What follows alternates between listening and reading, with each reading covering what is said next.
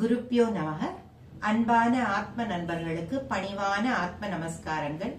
இன்று நாம் திருவம்பாவை 5ஆம் பாடலை பார்ப்போம். மாலரியா நான்முகனும் காணா மலையினை நாம் போலறிவோம் என்றுள்ள பொக்கங்களே பேசும் பாலூரு தேன்வாய் படிரி கடைத்திரவாய் ஞாழமே விண்ணே பிறவே அறிவறியான் கோலமும் நம்மை ஆட்கொண்டருளி கோதாட்டும் சீலமும் பாடி சிவனே சிவனே என்று ஓலமிடினும் உணராய் உணராய்க்கான் ஏலக்குழலி பரிசேலோர் என்பாவாய். இதன் பொருள் என்ன கூறுகின்றார் என்றால், ஒரு வீட்டின் முன்னே சென்று ஒரு தோழியை எழுப்புகின்றார்கள். அவ்வாறு ஒரு வீட்டின் முன்பு உள்ளே உறங்கும் பெண்ணை பார்த்து பேசுகின்றார்கள். திருமாலும் நான்முகனும் காண முடியாத, அன்னை என்றால் அருகில் காணக்கூடியது, அண்ணா என்றால் காண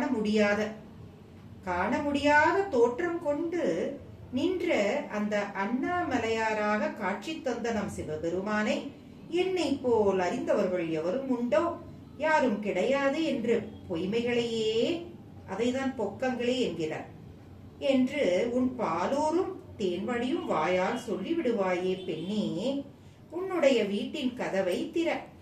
இந்த உலகம், அதாவது இந்த ஞானத்தில் உள்ளோர் மற்றும் விண்ணில் உள்ளோர் தேவர்கள் அல்லது மற்ற உலகத்தில் உள்ள யாராலும் அறிய முடியாத, அதாவது பரந்த பரமாத்மா இப்படிதான் இருப்பார் என்று வரையறுத்து எவராலும் கூறவிட முடியாத ஒரு தோற்றத்தை உடையவனும் நம்மை ஆட்கொண்டு மனம் கொண்ட ஒரு அருமையான ஒரு பெருமாளாக நம் சிவபெருமான், நாம் என்ன தவறுகள் செய்தாலும் அவற்றை பொறுத்து கொண்டு அருளும் தாராள கருணை மனம் உடைய அவரை நாங்கள் சிவனே சிவனே என பாடி அவரின் அருளை பெற நாங்கள் இங்கு மன்றாடி கொண்டிருக்கின்றோம்.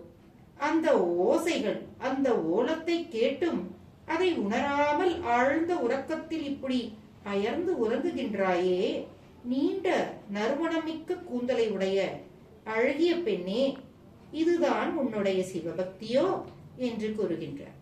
இதில் அவர் என்ன நமக்கு உணர்த்துகின்றார் என்றால், நாம் எவ்வளவு பணம், மனம், குணம், அறிவு, திறமை படைத்தவராக இருந்தாலும் உள்ளே உள்ள ஆன்மாவை விழித்தெழ செய்து இந்த மனித பிறவியின் பயனான அதாவது அந்த பகவானை அடைய வேண்டும். ஆகையால் வெவ்வேறு விதமான குணங்களை கொண்ட தோழிகளை எழுப்புவது போல அவர் நம்முள் இருக்கும் அனைவரது ஆன்மாவை விழித்தெழ செய்கின்றார், விழித்தெழ சொல்லுகின்றார். இந்த 5 எழுத்து மந்திரத்தை கூறி அந்த ஆன்மாவை தட்டி எழுப்புகின்றார். ஓம் நமச்சிவாயத்தை கூறி தெளிவடையுங்கள் என்று அழைக்கின்றார் எல்லோரையும். ஆகையால் வாருங்கள், நாமும் அவர் நாமத்தை கூறி அவர் அருளை பெறுவோமாக. ஓம் நமச்சிவாய. கிருஷ்ணார்ப்பணம்.